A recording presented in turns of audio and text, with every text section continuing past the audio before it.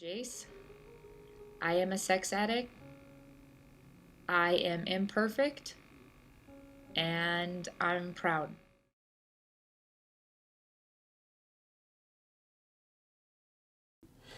Hey, what's up, guys? How's everybody doing? Today I'm going to be doing a reaction video. This lady, she's saying my sex addiction almost killed me. So pretty interesting to see what her story is. If you can see from the screen, it says warning, of this video contains themes that some people may find upsetting. So if you are a little bit sensitive, you might want to not listen to this. I don't know. I'm just listening to it now. So let's see what she has to say, right?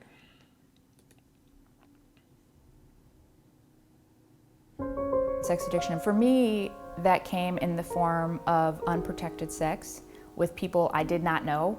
You know, I wouldn't be able to pick them out of a lineup now. Wow. By BTV. I knew something was wrong with me for years, but I didn't know what it was. I really felt alone and lost, and I became hopeless. Addiction is a genetic brain disease. It's hereditary, passed down through generations. I was born an addict. Every addict is born an addict. It's just whether or not. She's born an addict. I guess some people have some genetic predispositions more than others, but it's sort of like yeah, to say that you're born an addict is to say that, you know, just right off the bat you're going to be addicted to, you know, something in a very detrimental way to yourself. I'm not sure about that, but we'll see. That is going to be triggered into active acting out. For years, Jay struggled with an addiction with no clear understanding of what had caused it. Sex addiction is really confusing for a lot of people, even those of us in it. It has nothing to do with sex.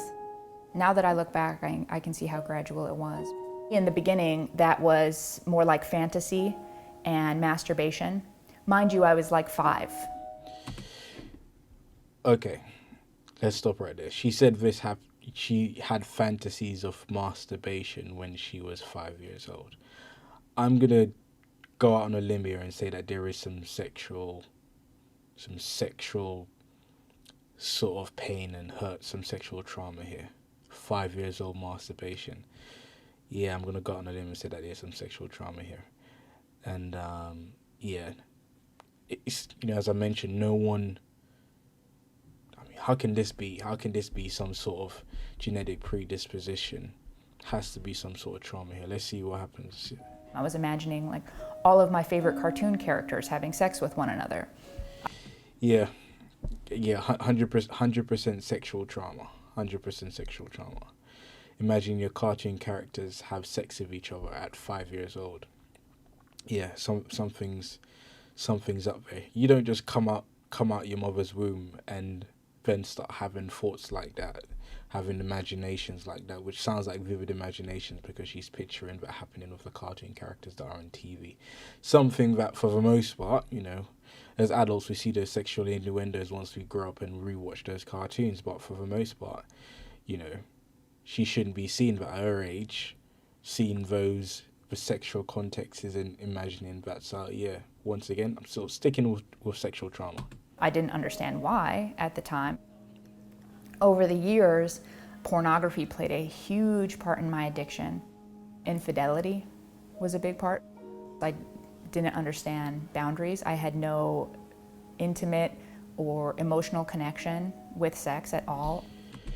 You see, and that sort of this is all, you know. First she started off in saying masturbation, and then she said pornography, and then there's this disassociation from sex and sort of like it being this empty thing that she just does and goes through with emotion, and that's what it is. It's all a gateway, isn't it? When you start off masturbating, like you can only, you know, you can only get off on that high until a certain point, until you have to sort of like up your dosage. You know, we're talking about addiction here. You know, she sort of started upping her dosage. She started watching pornography, and I'm pretty sure that, you know, it's, the more she watches, the more graphic it got, is the more dangerous and extreme it got as she continued progressing throughout adult life. And that's sort of, that's crazy to have been going through that and experiencing all of that at 5 years old. Let's continue going on. Later in my addiction, it had to be more dangerous, more risky, more painful. For me, sex almost never felt good. I was using my behavior to not even feel better, but to just be numb. Classic with addiction. Classic of addiction. There's, the thing that was giving you pleasure starts causing you pain because it destroys everything around you.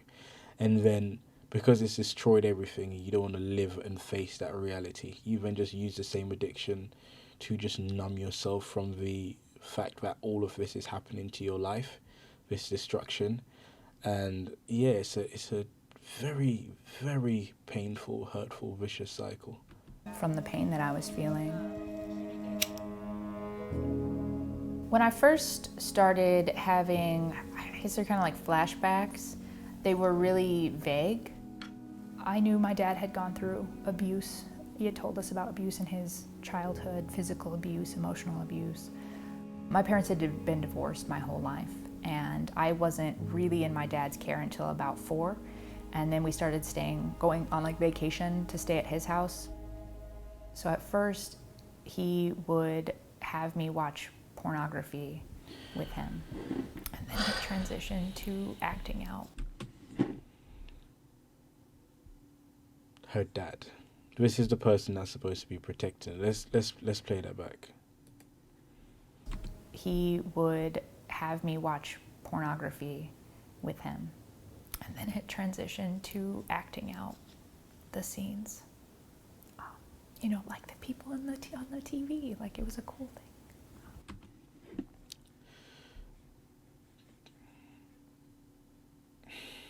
I don't even know what to say to that, man. I don't even know what to say to that. Someone who's meant to protect you. Someone who's meant to be there for you. The safest place you can be, for a little girl, for a parent, is in the arms of their parent, man.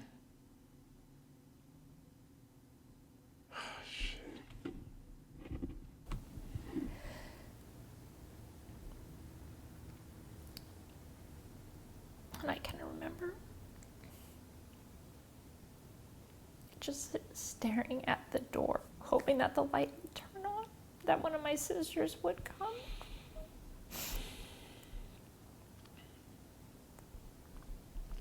But they never did. And I don't remember him telling me, but I knew You know what the crazy thing is here, right? So you have this lady from a early age. She went through some sexual traumatic experience caused by her dad, right? That's what she said, caused by her father. And then she lives her life and goes through this addictive phase. And, in the society that I'm in now, how things are is that you have people who are in the red pill community, you've got people who are just sort of like, a lot of men in society and stuff like that will say, oh, this woman, she's this, she's that, she's, sexually promiscuous and all of these types of things. While a lot of these people, this is the type of experiences that they've had, where it's a thing as well, like, they've been sexually abused and then it's sort of like a throwaway thing. Sex has now become throwaway and their worth and their value is now in their body, is now in these sort of acts that they do. And it's not because they enjoy doing it, but it's because of the pain and the hurt that's caused by it, and their value and worth are now derived from that. And it's sort of like you just have these unloving, non-caring people who are, saying all of these things about women and some of the things that they do. Sure, granted, you do have people who are just promiscuous in general. But it's one of those things there where, there are people that just go through traumatic experience like this and they're caught in this addictive cycle. And people just can't even show them a single ounce of love. Not even a single ounce of love. And that's why we can't go around judging people for the things that they're, their behaviors, the things that they're doing, the things that they're saying, because no one knows the lived history of these people. I wasn't allowed to cry either. And so I just had to be there and take it, and I never told anybody. And I would just wake up the next morning and pretend like nothing happened. And it's weird because you think that then I would hate my dad. But kids don't. That's my protector. That's somebody I trusted. Dude, I've got a daughter as well, and to be honest, it's sort of, if I tell her off sometimes, even after I've told her off because she's probably doing something rude, if she gets upset and she starts maybe crying or something like that, she instantly comes towards me and starts, can I have a hug, type thing. And then you sort of like really start feeling bad because, well, you said something that she doesn't like or told her to stop doing something that's not good for her, and it's hurt her feelings, and she's sort of like, well, I still want to, hug you as much as the pain that I'm feeling is coming from you. But here you have this person, like this father is not doing anything good for this child. He's hurting his daughter, really, really hurting his daughter. And then she just does that thing, that my daughter does. Can I still have a hug? Can I sit on your lap? That kind of stuff. And this man, this animal, did this to his daughter. And I still loved him. All of that stuff I repressed. The worst part is that when it stopped with no explanation. And so all of a sudden, I was not worthy anymore. I wasn't special anymore. And I'm glad, obviously, that it stopped. But I would spend the rest of my life trying to be worthy again. And I was taught at 5 that my worth came from what someone could take from my body. You see, once again, as I mentioned before, right, she's saying that at the age of 5, she surmised that her worth was for what someone could take from her body. That sense and feel that, well, now that her father, who is, a dreadful human being, because he doesn't do the things that he used to do, then she feels unworthy. Can you imagine how twisted that sort of logic and thinking is? And then take that through into adulthood. Of course you're going to have destructive behaviours. Of course you're going to have harmful tendencies and be sort of, detriment to yourself. You're going to have those behaviours that, that just really, really causes you pain. And not being able to even understand how to stop that because everything is just messed up. The person who's meant to protect you doesn't protect you. What's supposed to be your self-worth, what's not supposed to be where you derive your self-worth is where you derive your self-worth. The things that you're deriving your self-worth from isn't what you're supposed to devise. I'm just chatting. Let me just go on. And I continued thinking that and believing it.